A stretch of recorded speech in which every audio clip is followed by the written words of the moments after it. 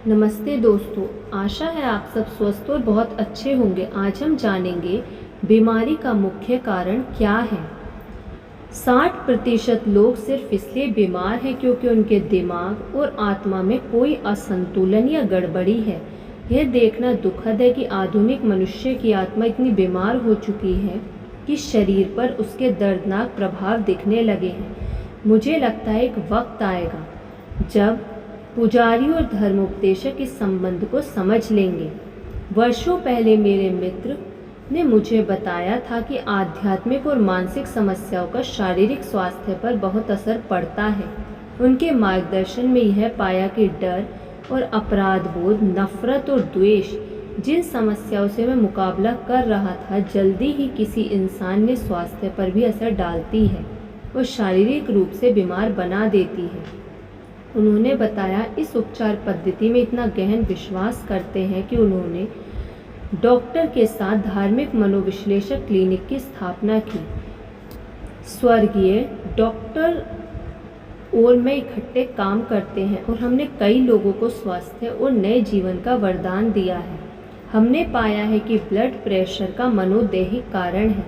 किसी तरह का सूक्ष्म दबाया गया डर उन चीज़ों का डर नहीं जो है, बल्कि उन चीज़ों का डर जो हो सकती हैं। यह खासकर भविष्य में होने वाली घटनाओं के डर होते हैं। इस तरह से काल्पनिक डर होते हैं क्योंकि ये शायद कभी घटित ना हो।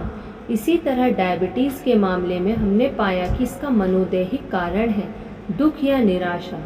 दुख या निराशा में किसी भी अन्य भावना की तुलना में हमारी सबसे अधिक ऊर्जा नष्ट होती है।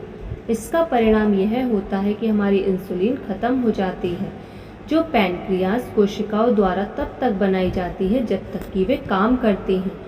यहाँ हम यह पाते हैं कि अतीत की भावनाओं के कारण व्यक्ति बीमार हो जाता है।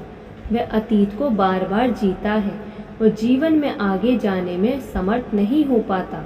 मेडिकल साइंस ऐसी दवाई तो दे सकती है जिसके सहारे इन बीमारियों में राहत मिल सके। ऐसी दवा दी जा सकती है जिससे ब्लड प्रेशर को कम किया जा सकता है, लो ब्लड प्रेशर को ज़्यादा किया जा सकता है, परंतु स्थायी रूप से नहीं। वे आपको इंसुलिन दे सकते हैं जो अधिक शक्कर को ऊर्जा में जला देती है और डायबिटीज़ के मरीज को राहत देती है। निश्चित रूप से इनसे सहायता मिलती है, परंतु इनसे पक्का इलाज नहीं होता। ऐसी कोई दवा या इंजेक्शन आज तक नहीं बना है जिसके सहारे हम अपनी भावनात्मक उलझनों से बच सकें। हमारे भावनात्मक स्वरूप की बेहतर समझ और धार्मिक आस्था की तरफ फिर से लौटने के समन्वय से ही हमें स्थायी सहायता की सर्वाधिक संभावना नजर आती है। डॉक्टर का निष्कर्ष था, जवाब है उपचार में भगवान की शिक्षाओं के अनुरूप चलना। एक और प्रसिद्ध महिला डॉक्टर ने मुझे इस बारे में लिखा कि उसने दवा और आस्था की उपचार पद्धति को किस तरह मिलाया। मैं आपको सीधी धार्मिक फिलॉसफी में रुचि लेने लगी थी। मैं टॉप स्पीड पर काम कर रही थी, पर तनावग्रस्त और चिड़चिड़ी होती जा रही थी और कई बार डर और अपराध बोध से पीड़ित हो जाती थी। दरअसल मुझे अपने भारी तनाव से मुक्ति की ज़रूरत थी। एक सुबह निराशा के समय मैंने आपकी पुस्तक उठाई और उसे पढ़ना शुरू कर दिया।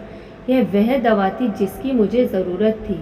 यह महान चिकित्सक ईश्वर था जिसमें आस्था व एंटीबायोटिक था जो डर की कीटाणुओं और अपराध बोध के वायरस को मार सकता था।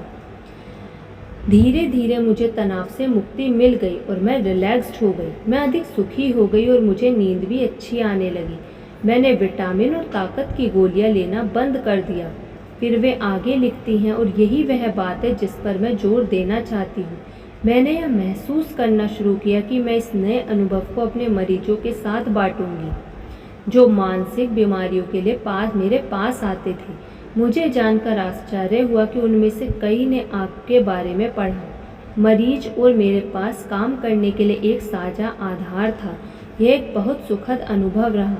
ईश्वर में आस्था के बारे में बात करना स्वाभाविक और आसान बात है। एक डॉक्टर के रूप में वे कहती हैं, मैंने ईश्वर की मदद से कई चमत्कार होते देखे हैं। पिछले कुछ सप्ताहों में मुझे एक और अनुभव हुआ है। मेरी बहन को 3 सप्ताह पहले गंभीर ऑपरेशन करवाना था। ऑपरेशन के बाद उसकी आंतों में रुकावट हो गई। 5वें दिन वह बुरी तरह बीमार हो गई और जब मैं दोपहर को वहाँ से गई तो मैंने महसूस किया कि अगर वह जल्दी ही ठीक नहीं हुई तो उसके ठीक होने की संभावना बहुत कम थी। मैं बहुत चिंतित थी, इसलिए मैंने धीरे धीरे गाड़ी चलाते हुए 20 मिनट तक इस रुकावट के हटने के लिए ईश्वर से प्रार्थना की।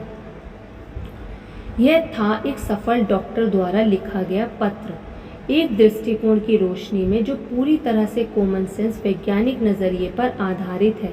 हम आस्था द्वारा उपचार की प्रक्रिया पर विश्वास कर सकते हैं।